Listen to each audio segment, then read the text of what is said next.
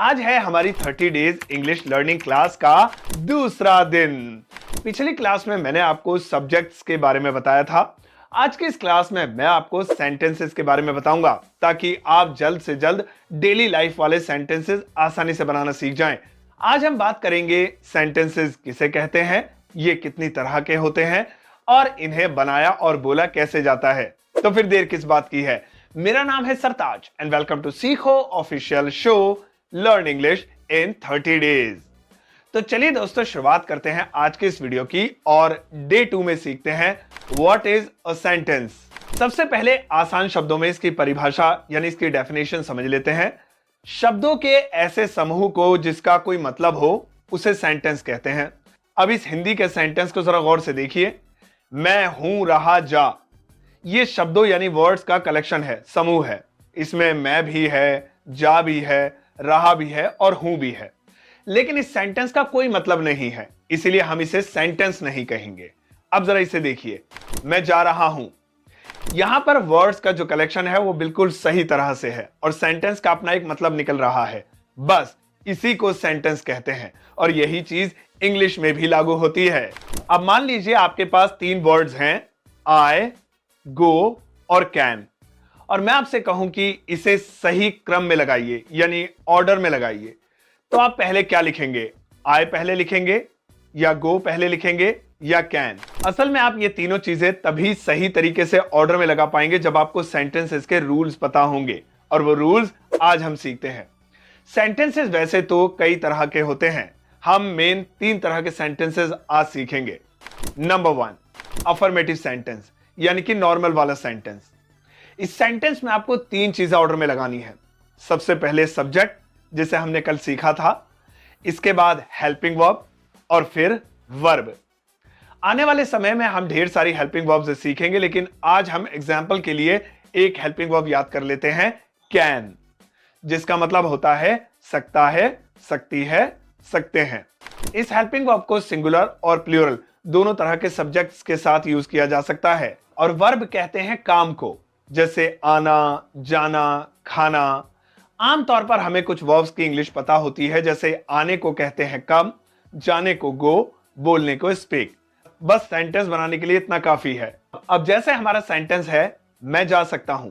सबसे पहले इसमें से आप वर्ड्स की इंग्लिश बना लीजिए। मैं के लिए आई, जा के लिए गो और सकता हूं के लिए कैन।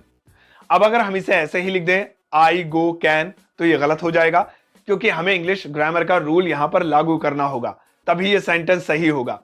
और इसे सही बनाने का तरीका है, सबसे पहले सब्जेक्ट आई, उसके बाद हेल्पिंग वर्ब कैन और फिर वर्ब गो। मैं जा सकता हूं, आई कैन गो। बिल्कुल ऐसे ही मैं बोल सकता हूं, आई कैन स्पीक। अब आप ट्राई कीजिए। मैं देख सकता हूं, देखने को इंग्लिश में सी कहते हैं। बनाइए।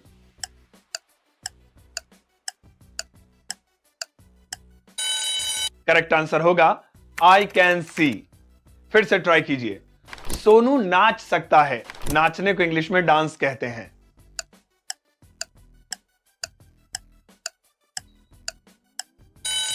करेक्ट आंसर होगा सोनू कैन डांस। तुम जा सकते हो, जाने के लिए हम गो का इस्तेमाल करेंगे।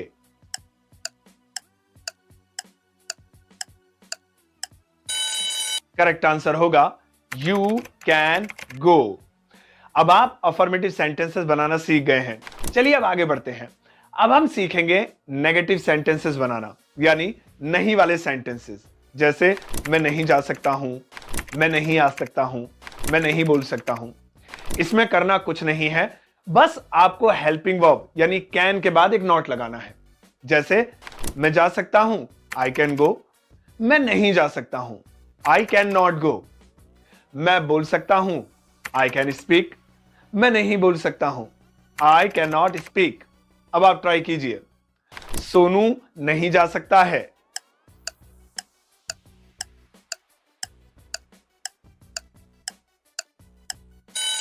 करेक्ट आंसर होगा सोनू कैन नॉट गो। मैं नहीं बोल सकता हूं।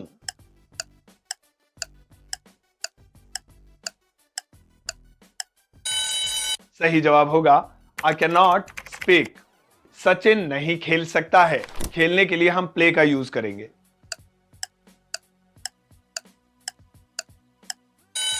करेक्ट आंसर होगा सचिन कैन नॉट प्ले। हमने अफर्मेटिव यानी नॉर्मल वाले सेंटेंस सीख लिए, नेगेटिव यानी नहीं वाले सेंटेंस सीख लिए।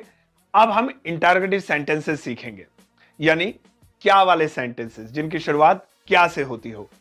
क्या तुम जा सकते हो, क्या वह आ सकता है, क्या मैं बैठ सकता हूं। और कमाल की बात यह है कि आपको क्या के लिए अलग से इंग्लिश में कुछ नहीं लगाना है। जितनी चीजें आपको याद हैं बस उन्हीं की अदला बदली कर कर आप ये क्या वाले सेंटेंसेस बना सकते हैं। क्या वाले यानी इंटरोगेटिव सेंटेंसेस का रूल है, सबसे पहले हेल्पिंग वर्ब, उसके बाद सब्जेक्ट और उसके बाद वर्ब और लास्ट में क्वेश्चन मार्क, क्योंकि इस बार ये एक सवाल बन गया है। जैसे क्या तुम जा सकते हो, तो यहां पर सबसे पहले हेल्पिंग वर्ब लगाएंगे, कैन यू गो। क्या तुम बोल सकते हो, कैन यू स्पीक। अब मैं एक हिंदी का सेंटेंस बोलूंगा और उसकी 3 अलग अलग इंग्लिश बनाऊंगा, अफर्मेटिव, नेगेटिव और इंटरोगेटिव। ध्यान से सुनिए क्योंकि यह प्रैक्टिस आपको भी अभी करनी है। मैं बोल सकता हूं, I can speak, I can not speak, can I speak. तुम जा सकते हो, you can go, you can not go, can you go. हम देख सकते हैं, we can see, we can not see, can we see. अब मैं आपसे पूछता हूं, मैं आपको हिंदी का एक सेंटेंस दूंगा, आपको उसकी 3 इंग्लिश बनानी है, अफर्मेटिव, नेगेटिव और इंटरोगेटिव। ट्राई कीजिए। मैं खेल सकता हूं,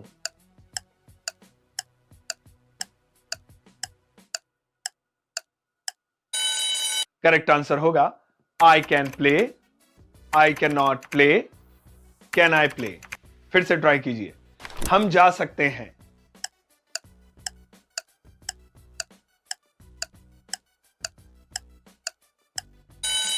सही जवाब होगा we can go, we can not go, can we go.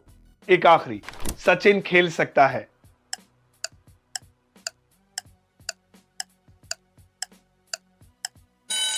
Correct answer होगा Sachin can play, Sachin can not play, can Sachin play. दोस्तों क्योंकि अभी हमें लिमिटेड हेल्पिंग वर्ब्स के बारे में पता है, इसीलिए हम इतनी ही प्रैक्टिस करेंगे। आने वाले समय में हम अलग अलग तरह की हेल्पिंग वर्ब्स सीखेंगे ताकि हम और भी डिफरेंट टाइप ऑफ सेंटेंसेस बना पाएं। मैंने कल आपसे एक सवाल पूछा था, सोनू और मोनू ये दोनों ही नाम सिंगुलर है या प्लूरल।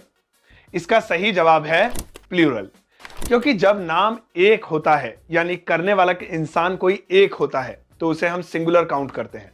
लेकिन जब काम करने वाले इंसान एक से ज्यादा हो, जैसे कि यहां पर 2 नाम हैं, एक से ज्यादा लोग हैं, तो ऐसे में हम इसे प्लूरल काउंट करते हैं। अब बारी है आज के होमवर्क की। मैं आपसे एक सवाल पूछता हूं जिसकी इंग्लिश आपको मुझे बनाकर दिखानी है और वो सेंटेंस है, मैं इंग्लिश बोल सकता हूं।